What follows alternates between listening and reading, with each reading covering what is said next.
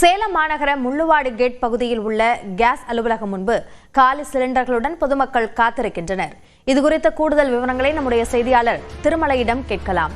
திருமலை, எவ்வளவு பேர் அங்கு காத்திருக்கிறார்கள்? எதனால் அங்கு முன்கூட்டியே காத்திருக்கக்கூடிய சூழல் இருப்பதாக அங்கு இருக்கும் மக்கள் தெரிவிக்கிறார்கள்? அபிநயா, சேலம் மாவட்டத்தை பொறுத்த வரைக்கும் வணிக சிலிண்டர்களின் தட்டுப்பாடு முற்றிலுமாக நிறுத்தப்பட்டிருக்கக்கூடிய நிலையில சமையல் எரிவாயு சிலிண்டர் ஆனது தட்டுப்பாடு இல்லை என்று கூறப்படுகிறது. இருப்பினும் பொதுமக்கள் தங்களுடைய அவர்கள் வைத்திருக்கக்கூடிய கேஸ் ஏஜென்சிக்கு அந்த புக்கிங் செய்வதில் பல்வேறு சிரமங்களை சந்தித்து வருகின்றனர். குறிப்பாக கடந்த ஒரு வாரமாகவே இந்த தங்களுக்கு தேவையான சிலிண்டர்களை புக் செய்வதில் பல்வேறு சிரமங்கள் இருப்பதாகவும், தங்களுடைய போனில் புக் செய்யும் போது பல்வேறு தகவல்களை கேட்பதாகவும், அவற்றை பூர்த்தி செய்தால் மீண்டும் முயற்சிக்கவும் என்பது உள்ளிட்ட பல்வேறு சிரமங்களை சந்தித்து வருகின்றனர். இதனால் சிலிண்டர்கள் இல்லாமல் பொதுமக்கள் பெரும்பாலானோர் சிரமத்தை சந்தித்து வருகின்றனர்.